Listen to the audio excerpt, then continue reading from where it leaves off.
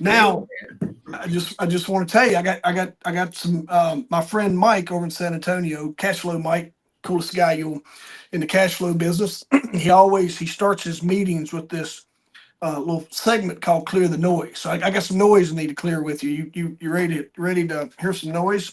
Absolutely. Clear some noise, man, because you and I, we were just sitting here talking, y'all. It's been about almost 2 months since me and Billy has been on. And the reason is just a little bit of conflicting in schedules with athletics. I coached Little League ball and some other things, and our practices and games were on Thursday night. So all out of no fault of anyone's, but our schedules changed out of necessity. But I've been holding on to this information, and I wanted to tell you that this is the first episode of the Jeff Robertson Show. And with this one, this little segment right here will always be called what, Billy? Business, Oh, leadership, and lessons business learned, right? leadership and lessons learned. Absolutely. Yeah. So this will be our little spot every other Thursday to talk about that. But I wanted to tell you the whole reason behind that Second Chance podcast and the theme and what was on my mind when I launched that. And you know, what I started off in about 2020, and I had got my gym, and I had really just set off on this by myself in business, doing my thing. Had great people around me, working for myself officially. Still had some contracts and business coaching and stuff like I like to do, but I kept having this little nag that I just wanted to do some podcasting. And what I learned was I needed to. I really wanted to. I needed to talk out my story a little bit, and I needed to talk out the cool thing about podcasting. And when you take that theme, is when you say that second chance, that's what I felt like. I've had many of them, and most of the people that's been on my shows, like I've had many second chances, but I've had these. The second chance podcast brought all these people in, all these strangers, people that I never ever would have met from, some business folks, lots of business folks. We had business conversation, but folks that grew up similar to me, or in worse situations, or had similar paths to me. And man, what I thought, if you remember my signage, I used to have breaking curses back there. And what I realized through all those amazing conversations that I had, and what would happen, Billy, is same thing you do with me sometimes. You'll say something, I'll be like, I'll put it down. I'm like, man, that really made sense. The way Billy said that made sense to me. And that's what was happening on some of these guests. They would say something, and it would trigger this moment of reflection for me. And I would have to go have a conversation with myself. I might talk it out with the wife. I might, heck, I might call some friends and just kind of work through. And sometimes I would just sit down and create content about it and kind of be all over the place there in my own thoughts. And what I realized was I wasn't breaking no curse, man. I was just following this amazing plan, and I was on path the entire time. And um, all this cool stuff I got to do was all out of purpose and intent and part of my life's purpose. And that podcast helped me talk out some of those adverse childhood things. Helped me talk out just some of the experiences in public safety, positive and negative. Because I went down that negative rabbit hole a little bit, and it was like I ultimately had this. I had a lady tell me one time. She goes, "You got an amazing story, you're just telling it backwards." Hmm. And I was like, "Holy crap!" And she helped me work through just some of the ways that I was approaching the Second Chance podcast and life in general. And what I found was a lot of folks there that really inspired me to dig deep and really focus on, like, all right, Who are you, man? What is your purpose? Who are you? And I think you ever heard the term, Billy? You ever heard somebody say, "You just need to get right with yourself"? Oh yeah, Right? absolutely. Yeah, you ever heard that? Right? So that's what the Second Chance podcast let me do, man. It got me to a point to where I was telling people, adverse childhood stuff. You want to I was going to tell you that I texted you the other day. All my background, police officer. You know why I wanted to become a police officer? No idea. I always figured it, that one of our mutual friends kind of rubbed off on you a little bit after you became a dispatcher, and I know he kind of took you under his wing like he did me. If Yep. it hadn't been for him, I'd probably be in some trouble, and I think you were the same way. And I always thought you probably like me kind of looked up to him and idolized him, and He's that taller was than us, fine man. We for didn't have no you choice. were at. Well, I'm sorry. He was taller than us. We didn't have no Well, choice. yeah, I had he to was look bigger up than we to him. were. We didn't have no choice. Yeah, so. All right, you're absolutely spot on, but I'm going to take you back. When I was probably in fourth grade, my bike got stolen, and when my bike got stolen, I had to go to the catalog. Like my mom had called the police or called sheriff's department. Sheriff's department comes down to our little country store that my mom was running, and that's where I learned. I first learned customer service was working at my mom's store, and a lot of the business stuff. I started going back and thinking about that, and when the officer took the report, I had to get I had to go to the catalogs and get pictures and find things. And I had a Polaroid of me on that bike. Like he wanted a description, man. I had to go to work. I had to go and do all this research and work hard to get him all the description that he needed. I felt like I had done as a fourth grader. I felt like I did a really good job investigating my own case. Um, that bike was never found, Billy. And when you as a fourth grader and you become a victim at a very early age, I'm like, man. um but I want to talk about the guy. It's Stevie Lynch. His mom passed away the other day, so I got to thinking about him. So that's why I texted you. And I was thinking about Stevie. I heard his mom had passed away. I think it's what mom told me. And I got to thinking about that. And so every time I see Stevie, I'm like, you ever find my bike? To this day, if I run into Stevie, I'm like, hey man, I got a lead. I need to talk to you about my bike. So that was one of the first things that I got started. That was part of it. But then, you layer in um that part. Like I never got my bike. I felt like I knew where it was at. And so it's like, you know what, man, that was a big deal for me. And then, just through all the facts that was going on. And if you go to the adverse childhood part, dude, cops were at the house a lot, and more in a protector role. There'd be some chaos going on, and they would show up, and so there was a little bit of inspiration from there of the police officers that would come to the house, and sheriff's deputies, and even EMTs and EMS sometimes would have to come down for whatever reason, and they would always show up in that protector role. They always showed up at the right time. Call 483-9227. We didn't have 911 back then. So you called the a long digit number, but they would show up. And when they showed up, they always fixed the problems. And that inspired me. And I'd always jokingly say, when the cops are at your house a lot, you're either going to be a cop or a criminal, right? It's an influence of one side or the other. So two things. And here's the third. In 1986, Billy, I was dressing like Don Johnson, and I was heavily influenced by the Miami Vice TV show.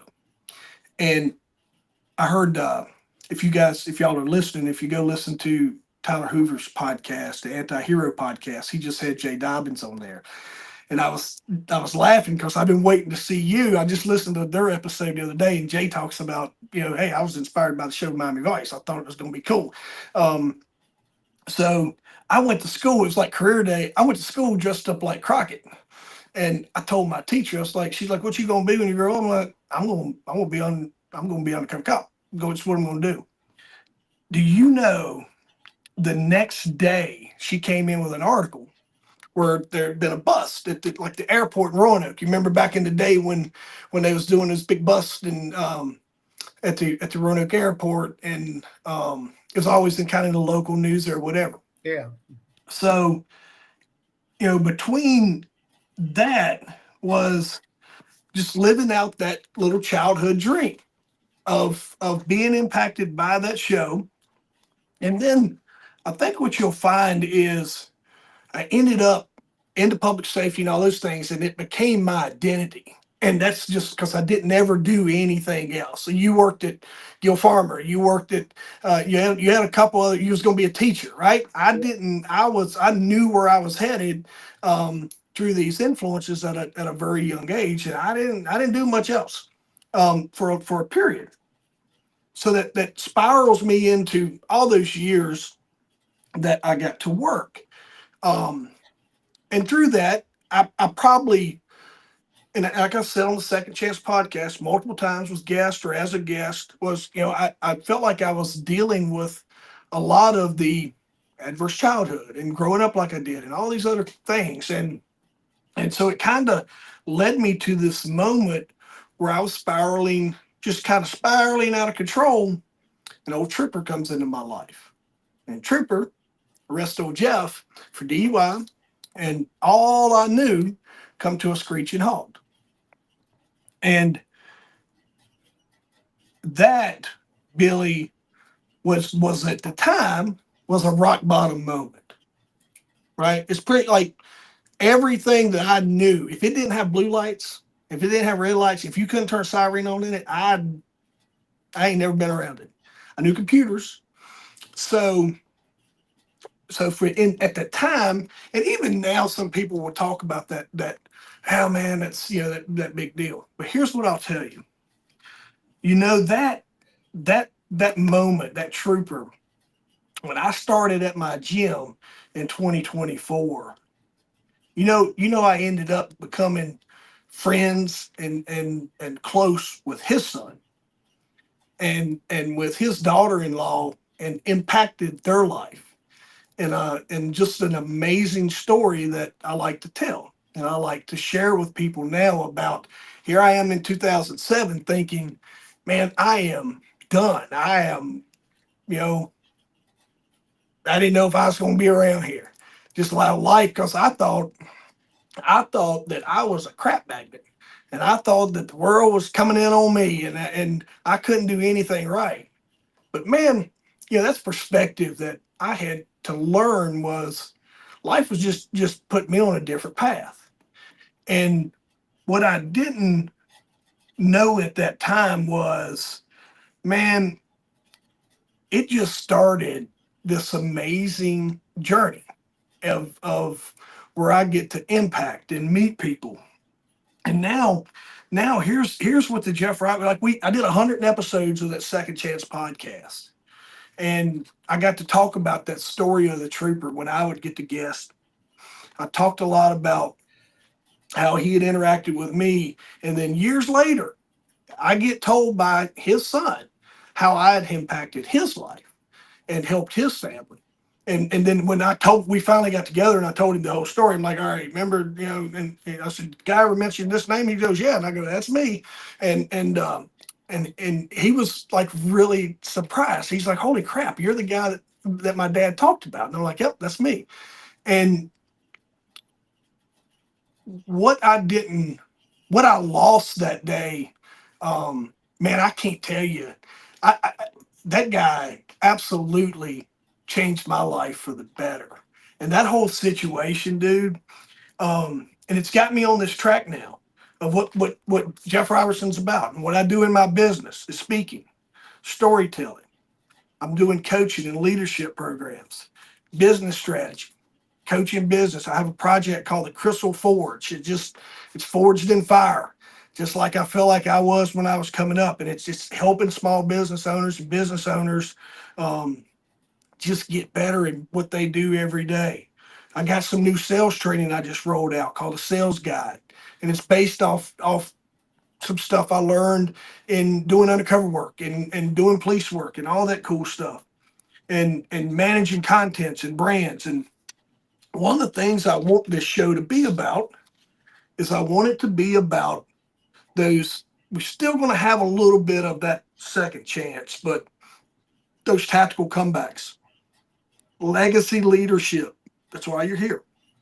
The strategic business coaching, our speaking, my speaking that moves people, and giving that second chance storytelling and making people have a place where they can tell that story of reinvention from real people. And that's where the Jeff Robertson Show's headed. And I'm forward thinking. And I had to go through.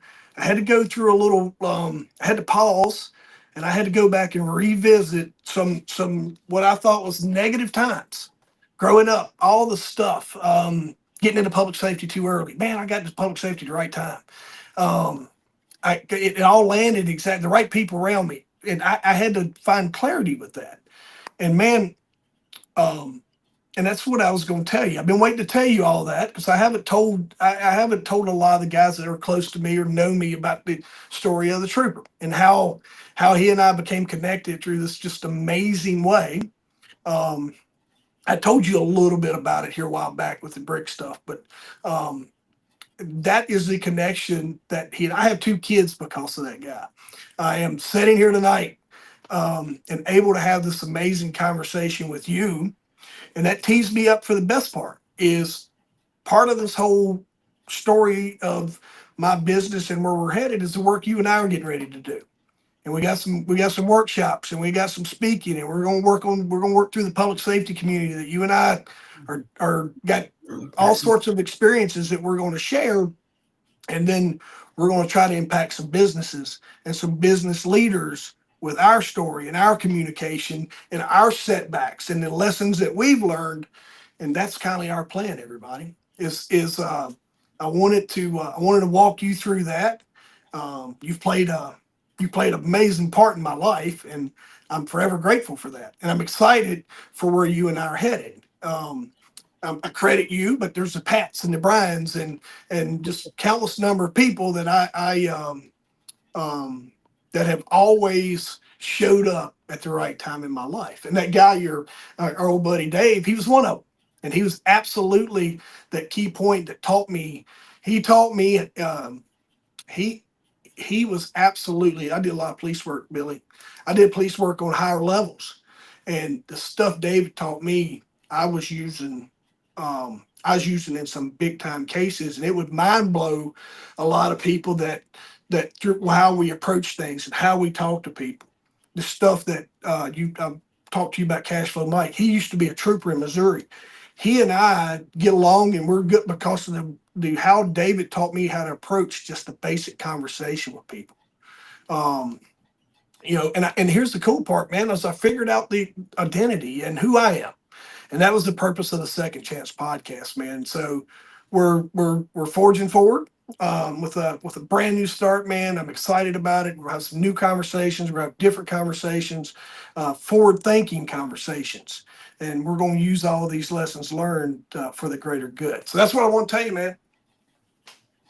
Sounds good, man. And as you're going through that, I'm sitting here thinking that, I knew some of that and some of it I didn't, but Billy, if you have questions and you need clarity on any of it, I'm an open book. So, been there, done that, right? So, but I do see, what you're saying, and I see a lot of myself. I haven't had the setbacks like you had, I don't think, as a child and stuff like that.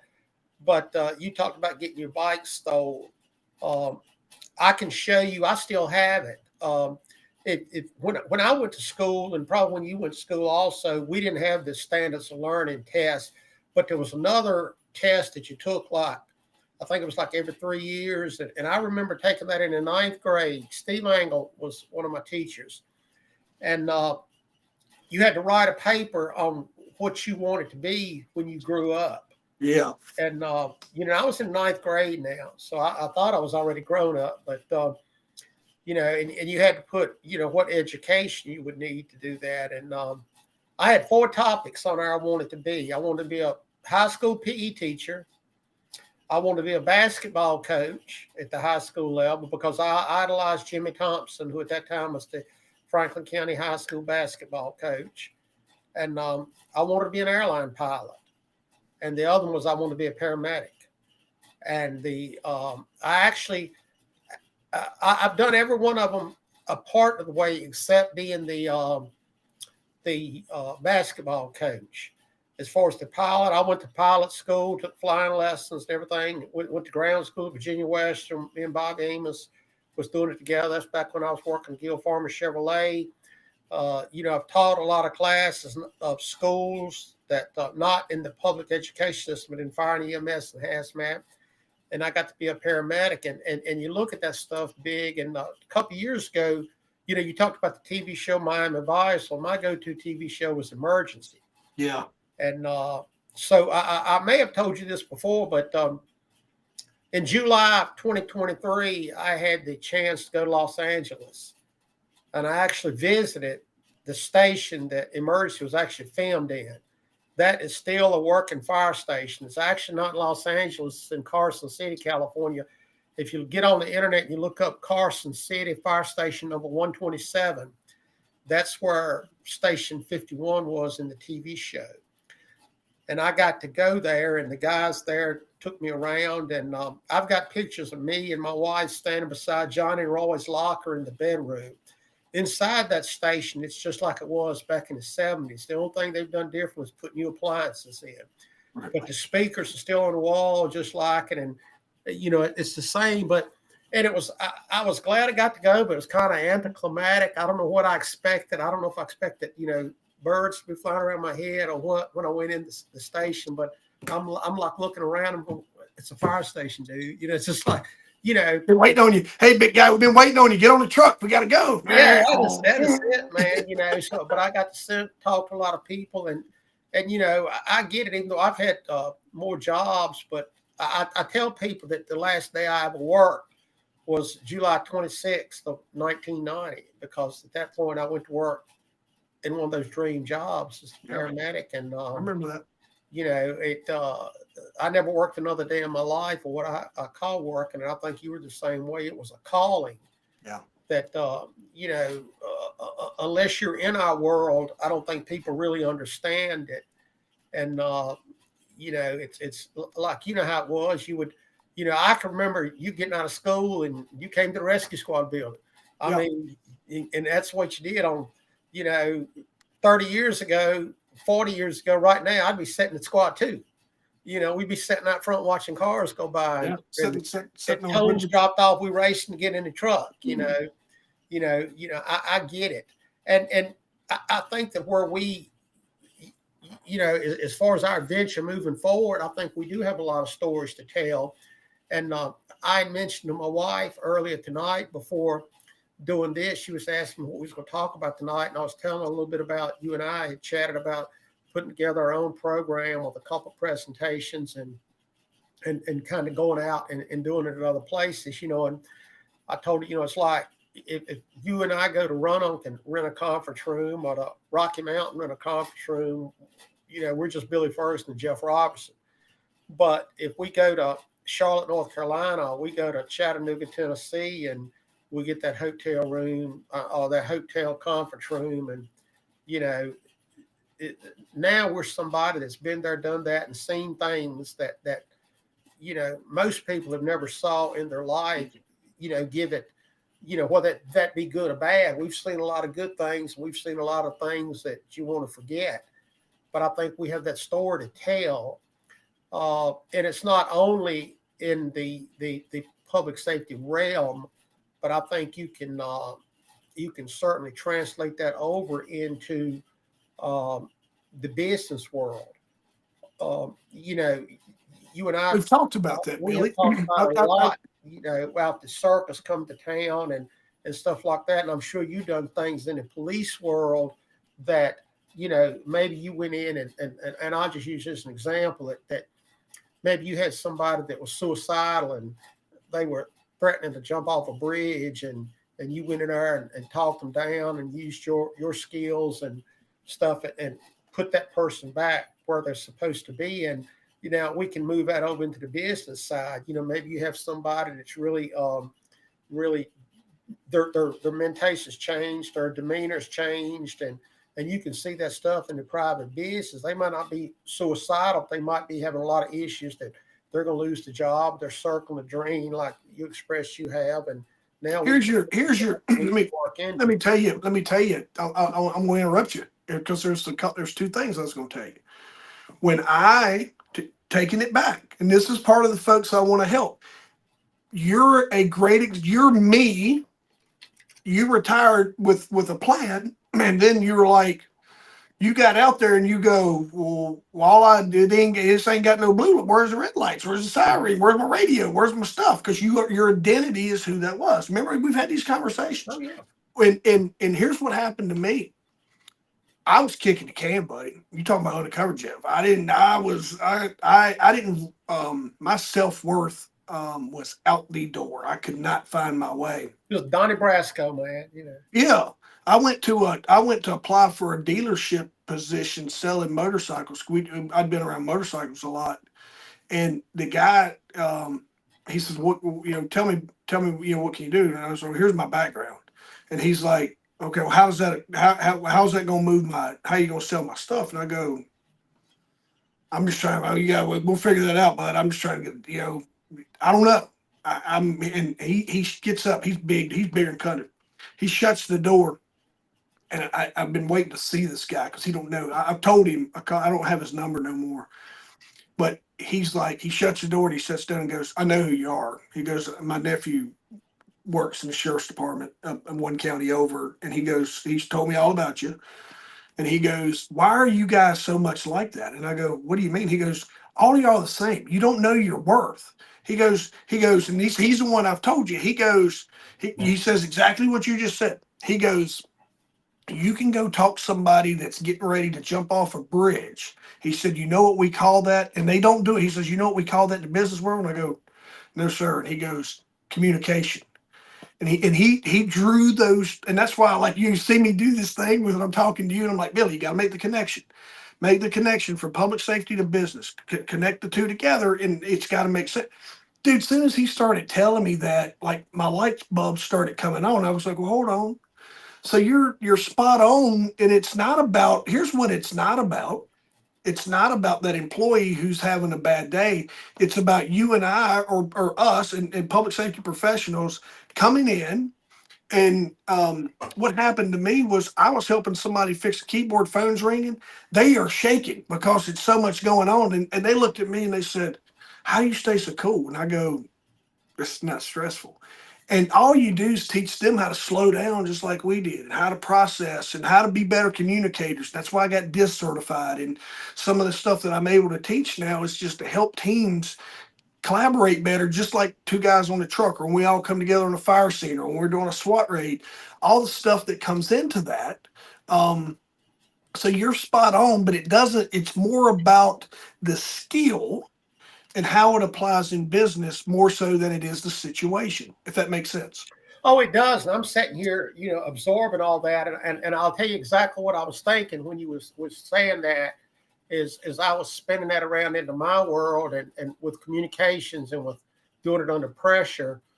You talk about pressure. Do you know how many folks that I've had to go through in 43 years and tell them their loved one wasn't going to make it? Yeah. And that, it's, "I'm sorry, we did everything we can do, and this ain't gonna work."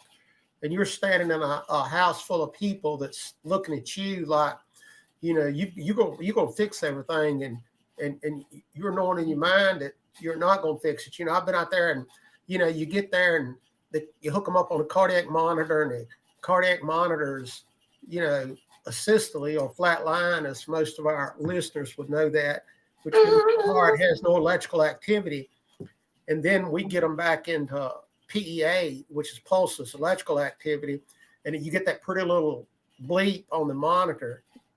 But means the battery's working, but the engine ain't cranking. Battery's working, but the engine ain't. You're getting some electrical activity, but you're not getting no mechanical activity. But you see the family getting all excited. Yeah. Now Dad's coming back, or little Joey's coming back, and we know that ain't happening. We know that's just epinephrine working. That's just the medicine. That's just electrical activity working. And now you've had the family that was here, they've got up to here, and now you got to bring them back to here. And you got to tell them with compassion and empathy. And there is a talent to doing that. I mean, I always believed that, sometimes I felt like I was cold doing it, but I tried to do it with compassion, but I tried to be straightforward and to the point, that, we're sorry, there's nothing we can do here. I've always said part of this, it's funny you brought that one up, because this is something that I've taught before. And somebody asked me, like, how did you do this? And I said, listen, I've been in some really cool situations. I never, other than my kids, in the EMS world, we were really close one morning before school to delivering a baby. Like it was coming that we got the stretcher in, they table, and boom, kid's born. Pat got to be in the room. I was standing at the window. And then and then once you hold that person's hand as they pass on, and you watch that life leave their eyes, I've got to see life given, and I've got to see life live, and everything in between. And when you experience that, Billy, like you just said, when I was in a car on 220 one time while you guys were cutting out around me, and I was doing whatever I was doing. I don't know what level I was during time, but the guy I didn't know this. You didn't know I knew this. We had a split aorta. And he's talking to me just like you and I are right now. And then as you guys are cutting and chopping and all the things, and I'm probably got a line going or whatever at the time. And me and you've had this happen twice. You may not have been with us on that wreck. I know you was with me the other time. He said, man, I don't feel good. And when I looked him in the eyes, like he's leaving me. You just one of those things. I mean, I talked to him until he, and we didn't know he had split aorta until they had life flighted him out, and then they called us later, or we checked on it later, and they're like, yeah, this is a deal. So I had those a couple times. I had multiple times with not that much trauma, like you'd hold that person that would, you'd get there, and the families in those situations, you hold that hand. So hey, if you want to come back, well, I'm here. But if you need to go on, I'm gonna hold your hand till you get where you're going. Those are powerful moments, dude. Oh, I get it. Been there, done that many a time, and I think we do have that story to tell, and I think it's about, I said, you mentioned about being in Cash Flow Mike in San Antonio a couple of weeks. It's just ironic, for our listeners out there. Me and Jeff, we didn't even know this, but Jeff texted me one day and says, hey, I'm going to San Antonio next week, so we can't do the show, and we'll have to catch you next week. And I'm like, well, you didn't believe this, but that week I'm going to be in San Antonio. So, and out there, I sent you a document that I read the other day from John Gordon. The network he made through a real estate agent of speaking to this organization, and an organization he didn't know, and got that organization was the Jacksonville Jaguars. Yep. And he wasn't delivering a speech to a high school team, a college team. Man, he's in the NFL delivering a speech, and everything just kind of took off. Now the guy's worth like $70 million or something like that, all because of one interaction he had with one person. So, I think that's where we want to go, is to tell our message out there, and not, of course, we're not going to tell 40 years worth of, war stories in that, but I think we have seen some things there that that can help businesses communicate better and deal with events that's going to impact them. Like, what's close to my heart now is that I've been working on for quite some time is the media relations and dealing with media in crisis situations. And, I just filled out right before we came on tonight, I'd filled out a proposal to an agency here in the state that was asking for speakers. And, you had to put like a brief bio, and then you had to put like what your presentation was about. And I just put that, hey, here's,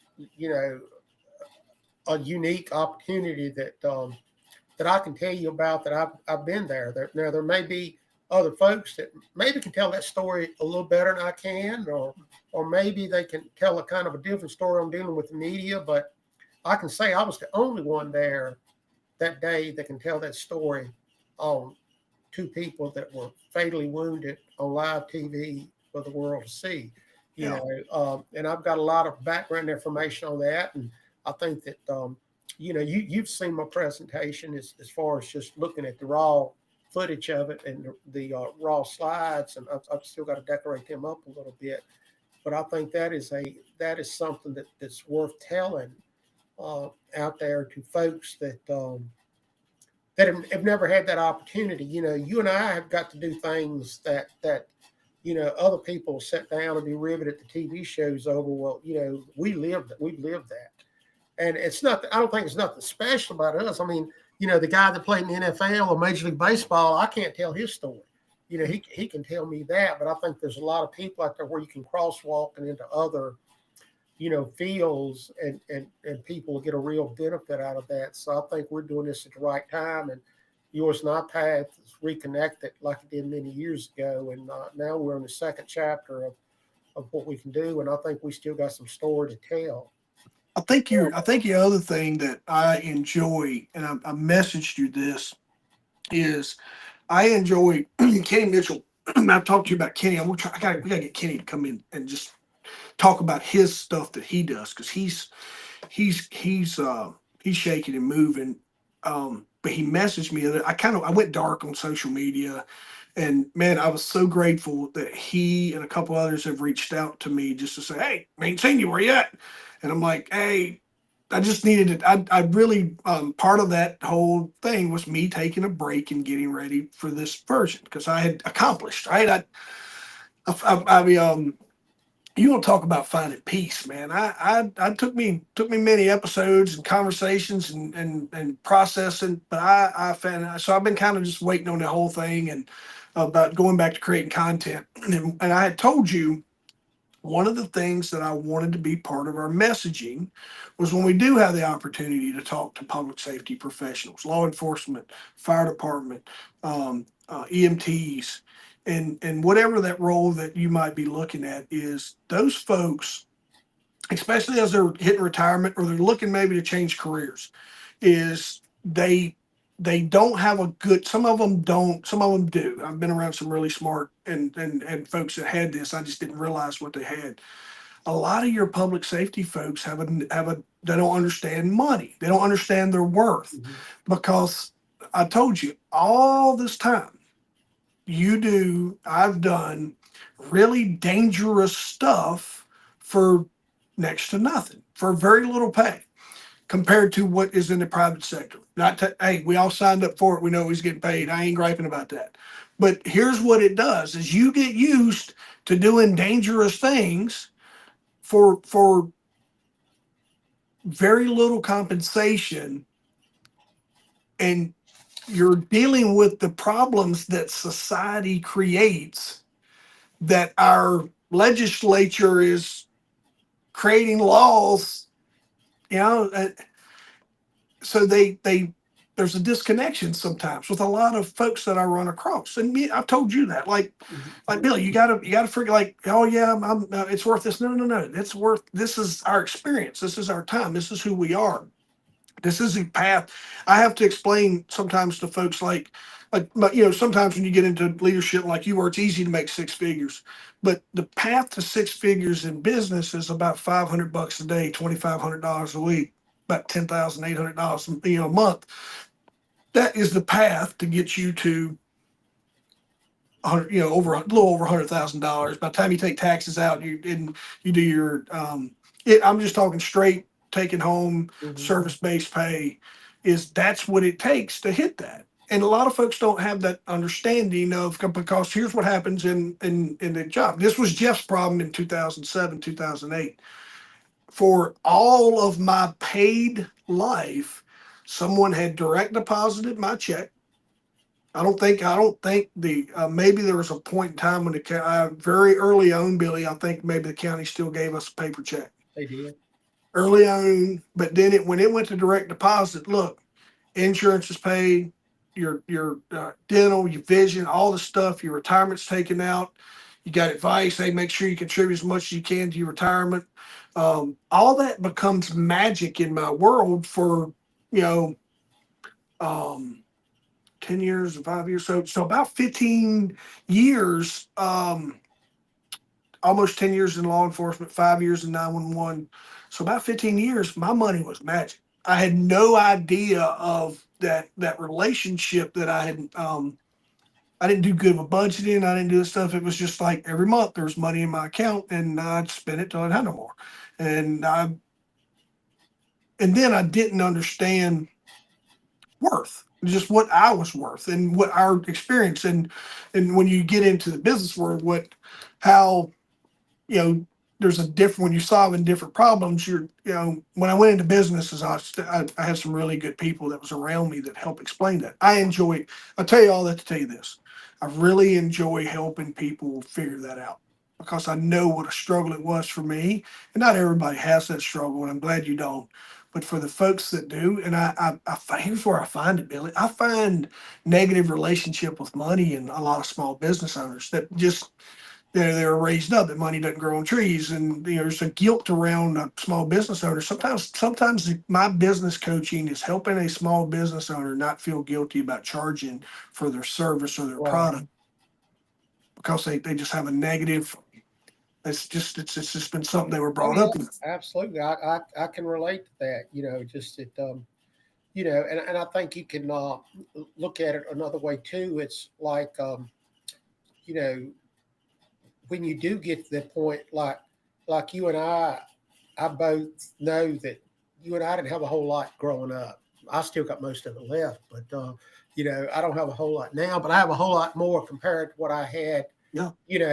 Growing up, I can remember going out and you get off work on Friday night and you're gonna go out for the weekend. You got $20 in your pocket, and that's Yeah. what you got to the next weekend. Maybe that's why we hung out at the squad building so much, but Hold the money together. now a lot of times, I may have $100 in my pocket, and I see that new T-shirt that costs $15, and I've already got 20 T-shirts in a drawer. Well, why do I want to spend it to get another shirt? Because you feel guilty because you reflect back when you didn't have that, and it's like, well, why do I need to do that? So it does cause, and it still causes a lot for me personally to get past that. But then you It's think about you get into your earned that, pearl. you worked hard to do that. The other thing is, when I had the gym, I bought a commercial T-shirt press. I don't wear anything but my own stuff now. Like, you're gonna have to have a good mission, and it's got to be black. It's got to have a good mission. It's got to speak to and line up with who Jeff is, for me to put it on. And there's a few people out there I wear their stuff. Good friends of mine that have impacted me over the years. But I design my own logos. I do my own thing, and I got commercial accounts with apparel companies, and which is not hard. I mean, I order a black tri-blend in bulk T-shirts, and Put it I'll press out whatever logos I want. So that's something that I did, and I try to teach that in the personal branding and some of the branding work that I do with helping folks, make that, like, hey, I teach that to my kids about, hey, this is your name, this is your brand, this is who you are. We get to establish this for you. So I think we're wiser. I think if there's anything, man, um, all of those. I went back, man, and I went back to, and me and mom had some really good conversations. We turned some, like, if I turned some really good corners with her during the Second Chance podcast and found a lot of clarity. That's been key too. And um, when I really felt like I found that, like I said, I keep saying it, is I just felt like I got peace. There was a couple things that had went on kind of midway there that was a little closer to home, and I just happened to be with Pat and Brian.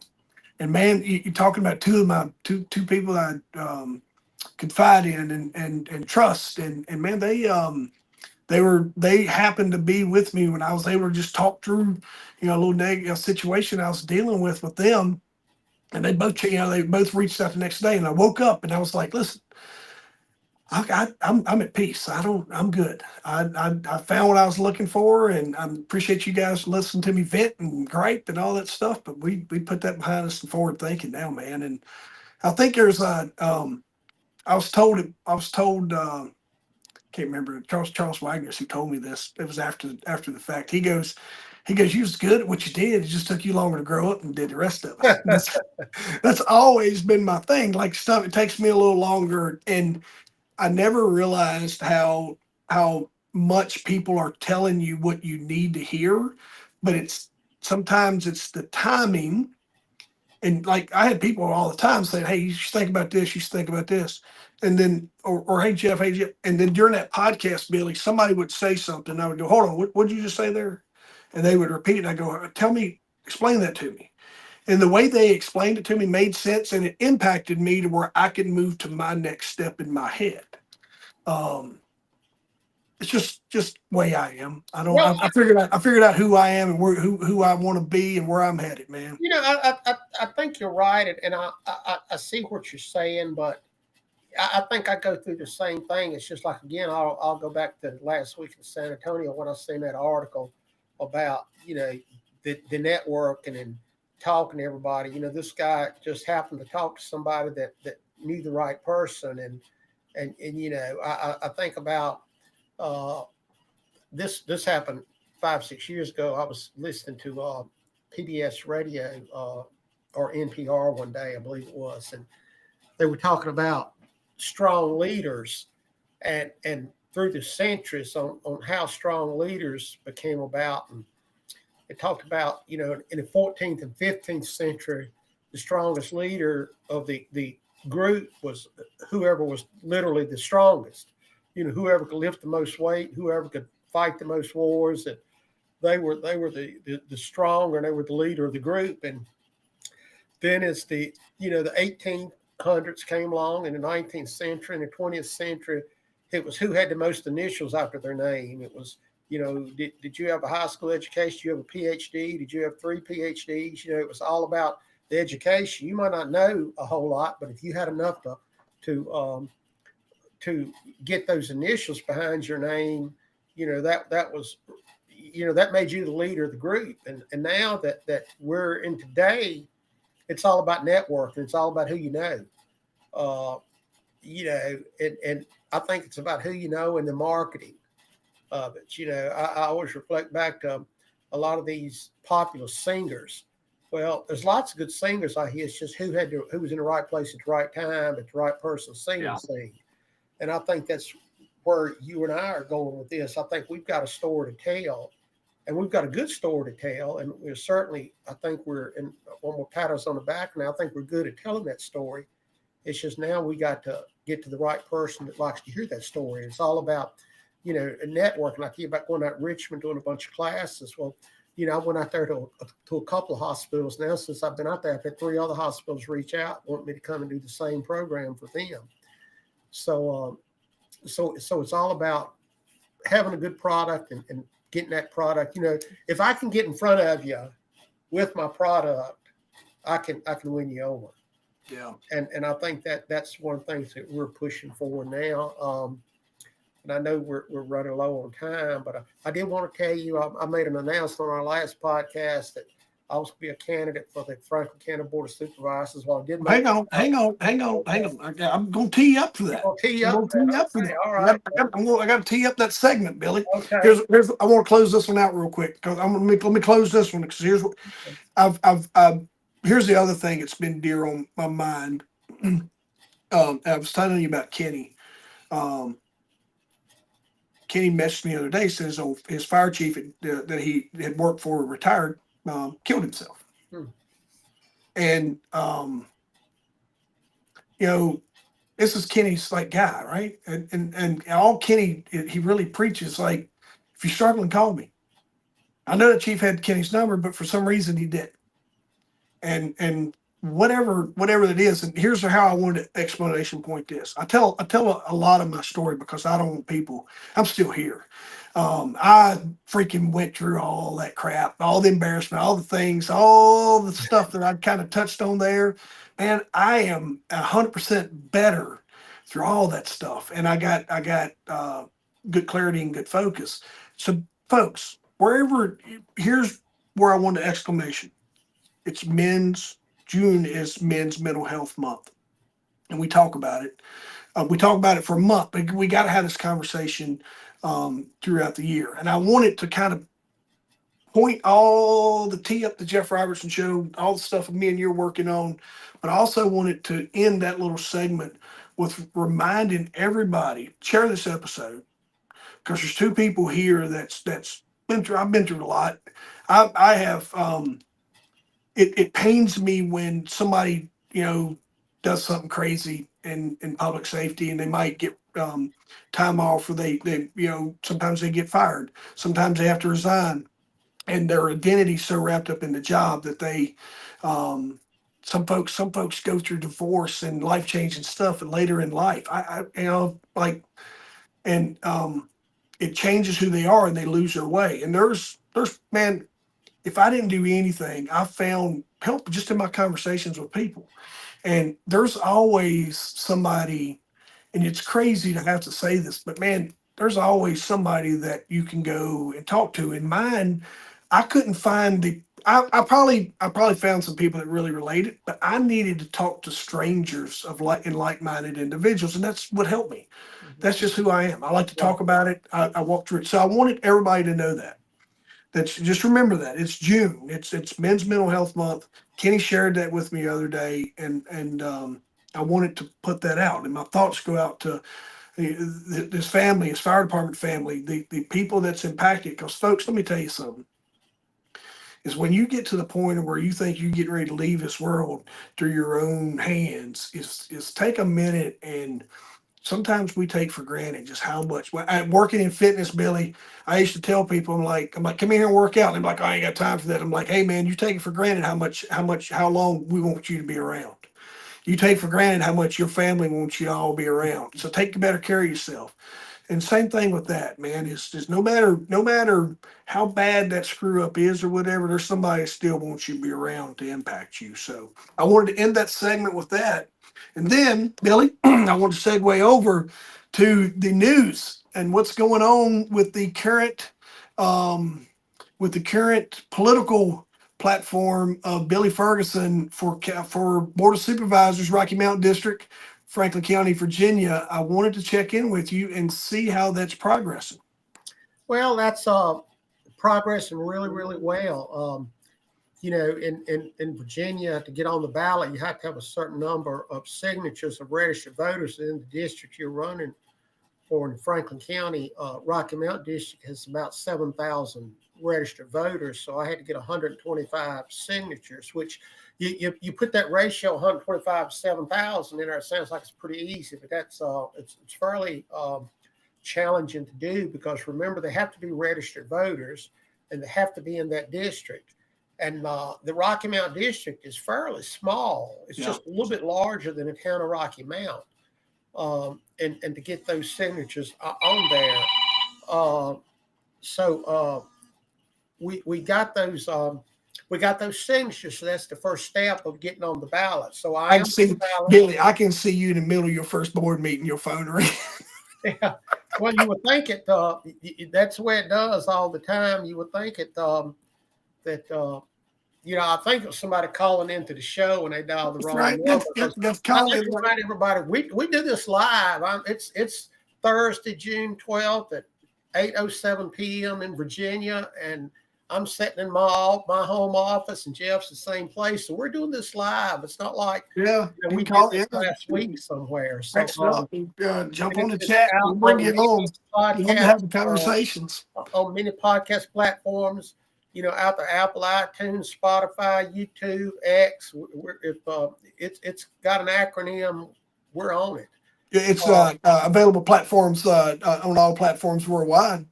There you go. All right, I sidetracked you messing with your phone. There you go. That's it. All right, so you got your signatures. All right, so no, you got. It's hard to get these signatures. Keep going. And I'm on the ballot.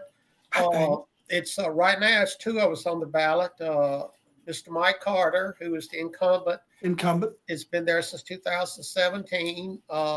Good guy. think the world of Mike. I have nothing negative to say about Mike. I like him a lot. Consider him a friend. It's, me running, it's just that, it's something I've always had an interest to do. And I just feel like the time is right for me right now.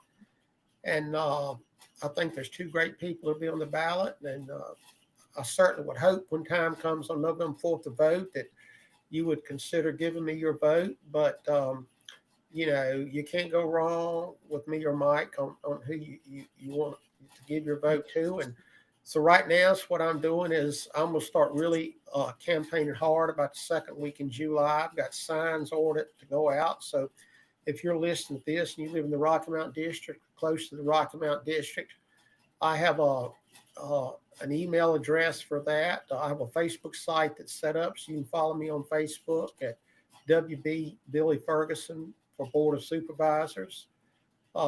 We try to put out 1 or 2 messages a day on that. So if you're not registered to vote, be sure to get out and register. If you need a ride and you can't get to the polling place to register, let me know and we'll get you there to register. And also we'll get you there on the day to vote, regardless who you're voting for. We'll get you there.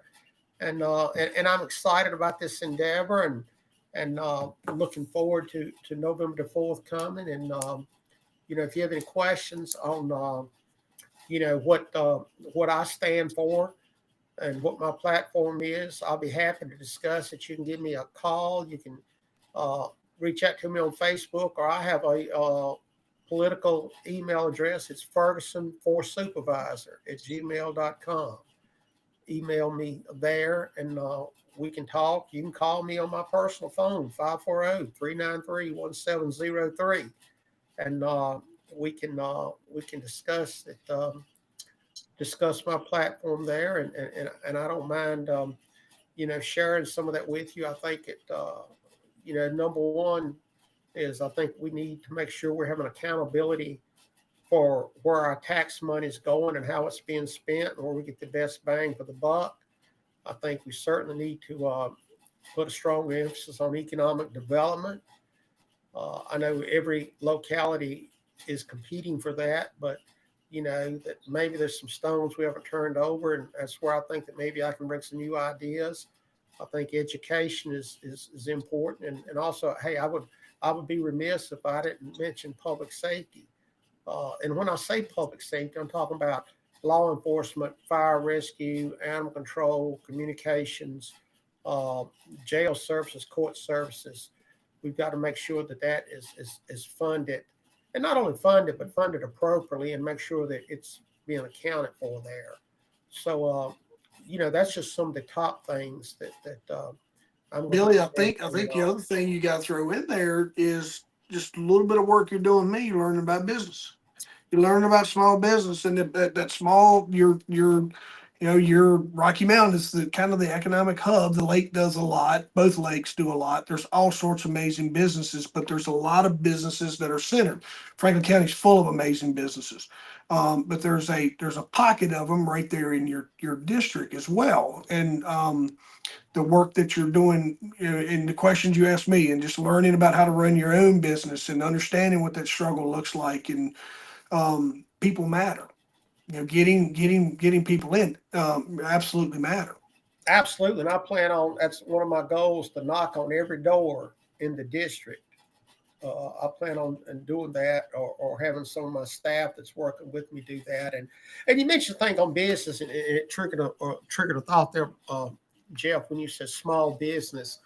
And that's one thing that I want to kind of push to the forefront on economic development. And I think sometimes where we may kind of drop the ball some, I think that every locality, whether you be in Franklin County, Roanoke County, Fairfax County, or LA County, California, everybody wants to have the Toyota dealers or the Amazons or the jobs that's going to bring in 1,000, 2,000 workers. And that's great. If you can get that, that's fantastic. But I think sometimes where we miss, personally, and this is Billy Ferguson talking, I'd rather have 10 businesses that employ 10 people each than have one that employs 100 people. Right. Because if I've got that one business that comes in and it's employing 100 people, and something happens and they, have some issues, then I've also lost that 100 jobs. Where if I have 10 businesses that employ the same amount of people, but they're 10 at a time, well, if one business fails, I've still got 90 people employed there. And I think that sometimes that we don't focus on enough is our small businesses. Not that we don't want to take, we will take, if Toyota wants to come and build a production facility in Summit View Business Park, man, great, we'll welcome them and work with them any way we can.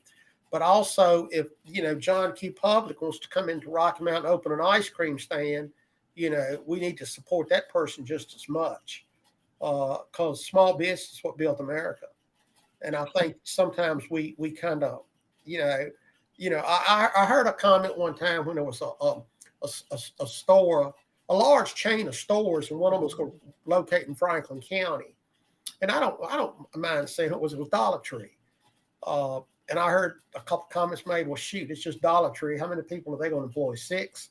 Well, I mean, that may be true, but look how much money. Go by Dollar Tree anytime you want. Tell me how many cars are sitting out front. Imagine the tax money that business is bringing into the county. And a lot of people don't see that. I hear a lot of stuff about the harvester where some people are positive about the harvester, some people are very negative about the harvester. And as the harvester, as a standalone entity, is the harvester making money? Probably not. But look at the spinoff money. Look at the restaurants, look at the hotels, look at the gas.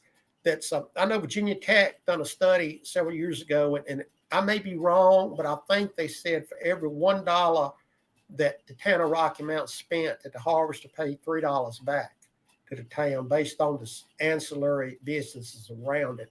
Come to downtown Rocky Mount 10 years ago, and you wouldn't see nobody. I can drive through that at night, and it's restaurants, it's breweries, it's all kind of businesses down there. It's alive. They have the harvesters to Rocky Mount what Smith Mountain Lake is to that area, right? Oh, it's its own generator, and it brings in so many people. I'm with you on that. I don't, you know, people you get lost in that conversation sometimes with the negatives, and I think we can always jump into whatever negative bucket and spend time there. But for what the entertainment, here's what I was going to take. Remember, I'll tell you time, and it was around Terry Lee's anniversary. Me and boys all got together and went and visited his grave, and we went by Anastasia's. I'd never been. Mm-hmm. We went by Anastasia's.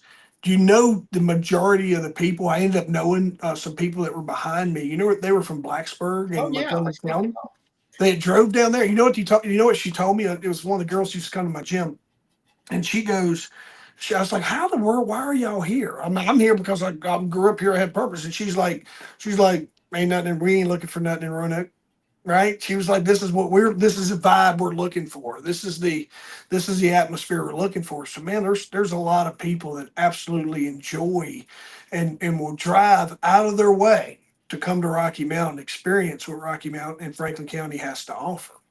Yeah, you're spot on. So I see that I go to the harvest a lot, and when they're the town official will always get up there before the show and welcome everybody to the harvest. And one of the first questions, or maybe not the first, but one of the questions they ask at every show is how many people here, if this is the first time you've been to the harvester, and half the people there raise their hand. As always, I've sat beside of people from as far away as Massachusetts that came for that particular show. They followed those particular acts. I'll give you one.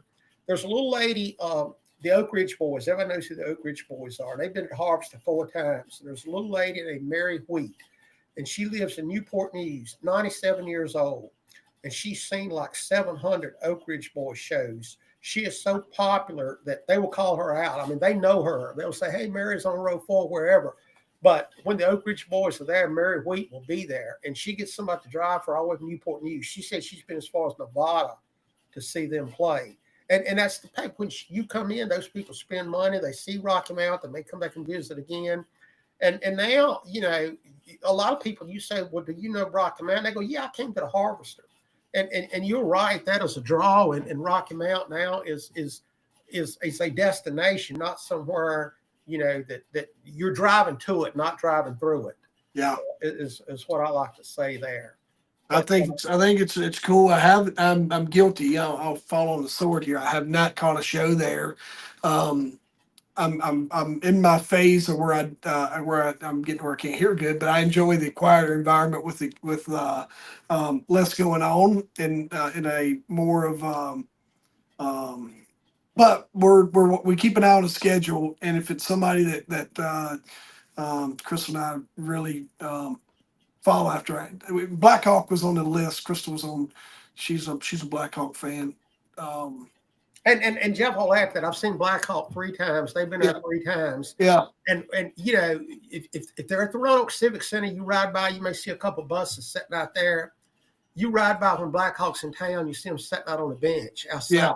At 2:00. Yeah. I've got pictures of Marty Stewart out picking flowers in town. I've got pictures of Ricky Skaggs out taking pictures in town. Kevin Bacon, everybody knows who Kevin Bacon. I've seen Kevin Bacon jogging through town. I mean, where can you see that at? Where can you sit on a stage that you do this and you're touching the guy that's singing there? Yeah. It's just now some people, the Beach Boys were here last week. Now the tickets, granted, were $200, but no telling what their fee was to come here.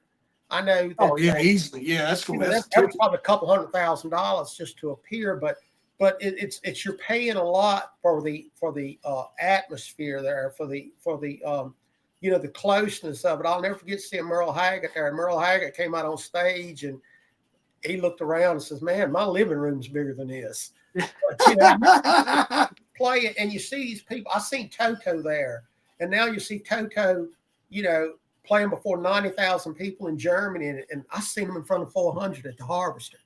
I mean, it's just, to me, that's just it is. It's such a cool, man. I have that's where I'm from. I grew up in Hardy, and I moved to Rocky Mount, and I served that community through Squad 2 and public safety and all the cool sheriff's department, all the stuff I got to do, man. So that I'm excited to see where that ends up for you. And then in 2 weeks, I want to talk about a little more. Maybe we can go down some of the issues and just some of the things you want to approach, or some feedback that you may have had from citizens, or an approach, if that's something we can get into, or whatever that might look like. But I'm excited to hear the update in 2 weeks, because you're going to be further along in different conversations and knocking on doors. So I think it's a unique thing. I think change is always good. I always tell everyone, I think you should do public safety. I think you should do public service. I think it's good to serve your community. But I think we live in a time now to where you don't have to get into that job and live your entire life there, or that role and live your entire life there. So I encourage change, and I encourage people, no different. I could have wrote that Second Chance podcast but I was like, hey, it's time to change. I want to go on to new things. And when, as I was changing roles in different careers, as I was able to make better choices for me now. And I think it's a good opportunity. I wish more of our elected officials would do some time and turn over, and let's just see what ideas come down the pipe.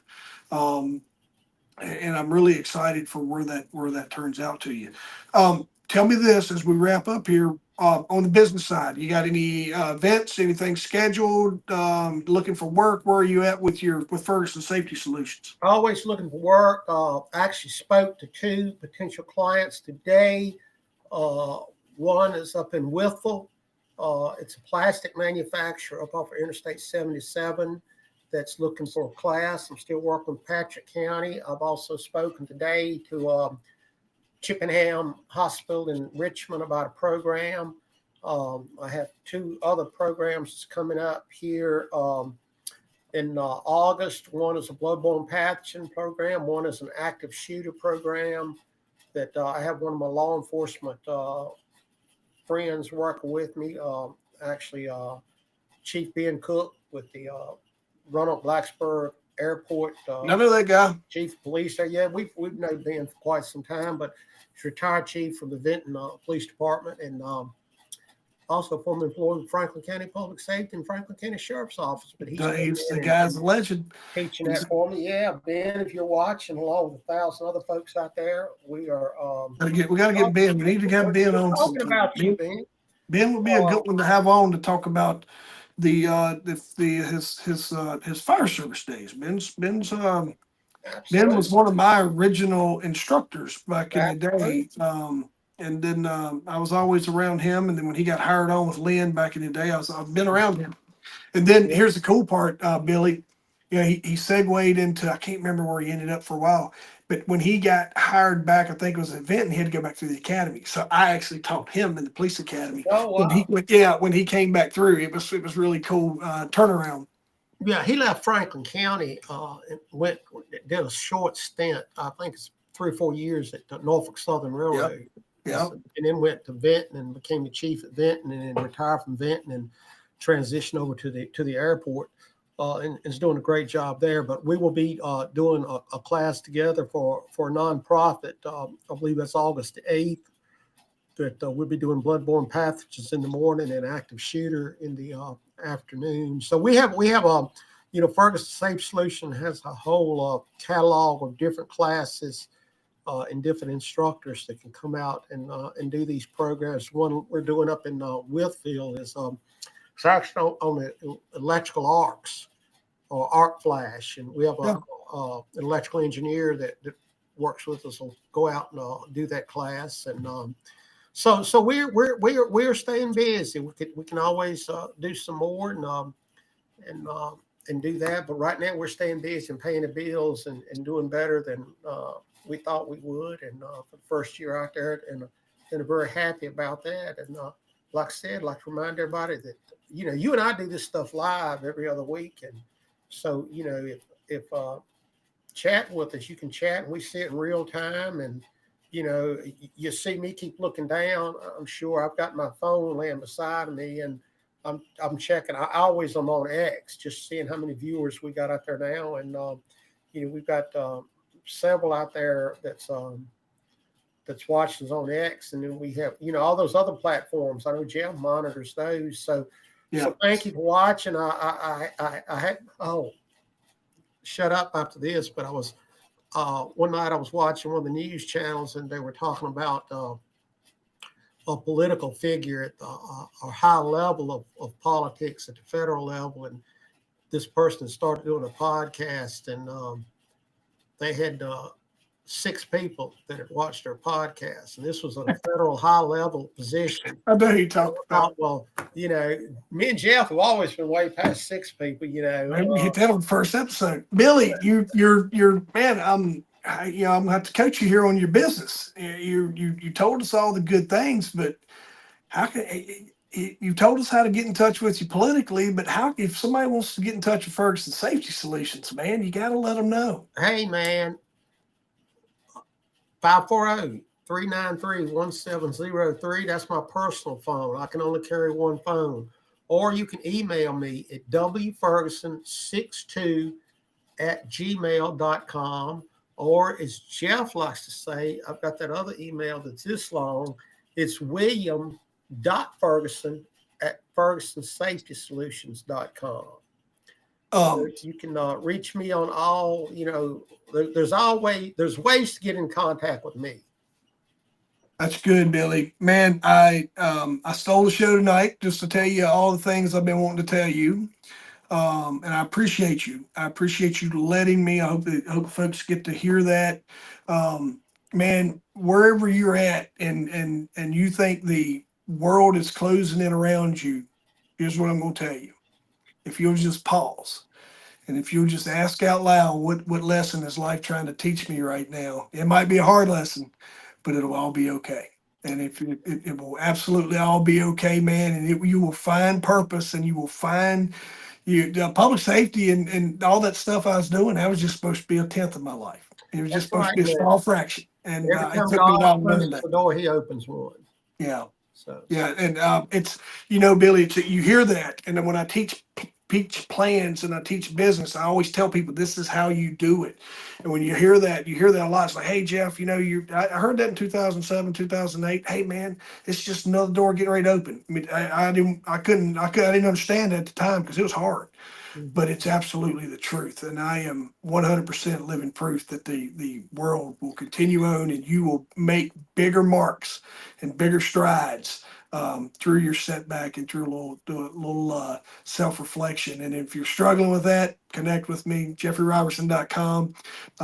You can get on my calendar. You can send me an email, whatever you want to do to create the conversation.